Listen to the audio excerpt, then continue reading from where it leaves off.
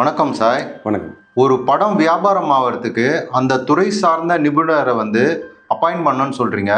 அவரை எப்போ அப்பாயிண்ட் பண்ணணும்? சரியா சொல்லணும் அப்படின்னா நீங்கள் ப்ரீ ப்ரொடக்ஷன் ஸ்டேஜ்லேயே இந்த துறை சார்ந்த நிபுணரை ப்ரொடியூசர் ஹையர் பண்ணணும். இப்போ நீங்கள் ஓடிடி எடுத்துக்கிட்டிங்கன்னா ஷோ ரன்னர் அப்படின்னு சொல்லுவாங்க. அவங்க திரைக்கதையோ கதையோ இல்லை கேஸ்டிங்கோ எதுவும் பண்ண மாட்டாங்க.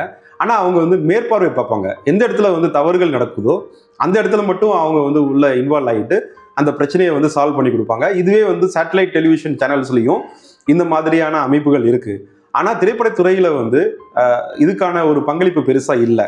அதனால ஒரு தயாரிப்பாளர் என்ன பண்ணணும்னா ஷோ ரன்னர் அப்படின்ற மாதிரி இந்த துறை சார்ந்த நிபுணரை ப்ரீ ப்ரொடக்ஷன் ஸ்டேஜ்லேயே அவங்க ஹையர் பண்ணிட்டாங்கன்னா தவறான கேஸ்டிங் பண்ண மாட்டாங்க, தவறான கதைக்கு தவறான ஜானரில் படம் எடுக்க மாட்டாங்க, பட்ஜெட்டிங் தப்பாக போகாது, ப்ரொடக்ஷன் அந்த பட்ஜெட்னா அதுக்குள்ளே தான் இருக்கும், போஸ்ட் ப்ரொடக்ஷன் எப்படி எவ்வளோ சீக்கிரம் பண்ணணும், அப்புறம் வியாபாரம் எப்படி பண்ணணும், இது எல்லாத்துக்குமே துறை சார்ந்த நிபுணர்களை ஆரம்ப காலகட்டத்திலே ஹையர் பண்ணிக்கணும்.